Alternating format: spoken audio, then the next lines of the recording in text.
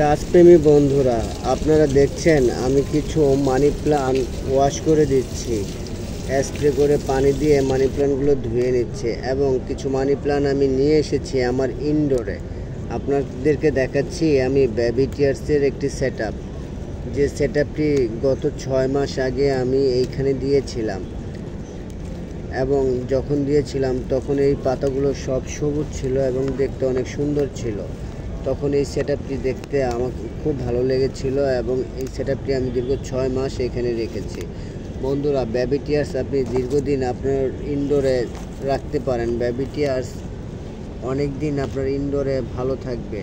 যখন আপনার গাছগুলো দেখতে এরকম হবে আমার গাছের মতো, তখন আপনি এই গাছগুলোকে চেঞ্জ করে দিবেন।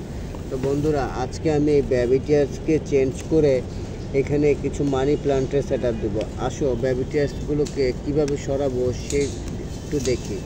তোমরা দেখতে পাচ্ছ আমি একটি সিজার নিয়ে লম্বা যে বেবি টিয়ার্সের লতাগুলো আছে সেগুলো সব কেটে দিচ্ছি। এই জন্যই কেটে দিচ্ছি যাতে করে আমি এগুলো এক স্থান থেকে অন্য স্থানে যাতায়াতের জন্য নেওয়ার জন্য সহজ হয়। তাছাড়া এই বড় অংশটুকু আমি কেটে ফেলে দেব। এজন্যই ফেলে দেব যাতে করে এই টবটিতে পুনরায় আবার সবুজ পাতায় ভরা বেবি টিয়ার্স তৈরি করতে পারি এবং পুনরায় আমি যাতে ইনডোরে বেবি টিয়ার্স সেটআপ দিতে পারি, সেজন্যই আমি এইগুলোকে সরিয়ে দেব।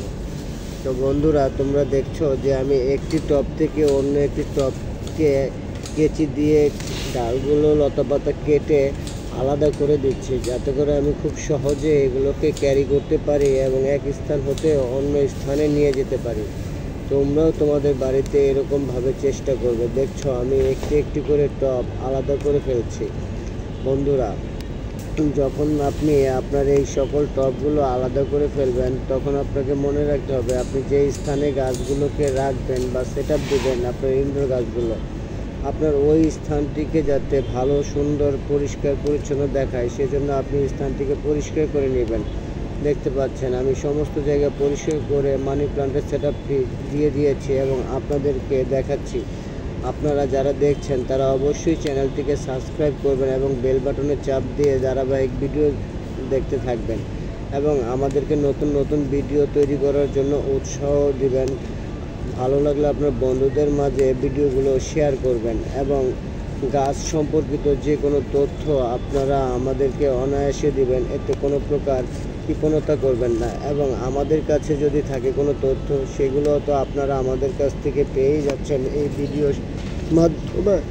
তো আসুন বন্ধুরা, আমরা পৃথিবীতে বেশি বেশি করে গাছ লাগাই, পরিবেশ বাঁচাই, আমাদের আগামী প্রজন্মকে নিরাপদে রাখি। আমাদের এই হোক স্লোগান, আসুন আমরা প্রত্যেক দিন উদ্ভিদের সংখ্যা বৃদ্ধি করি। আল্লাহ হাফেজ। আসসালামু আলাইকুম।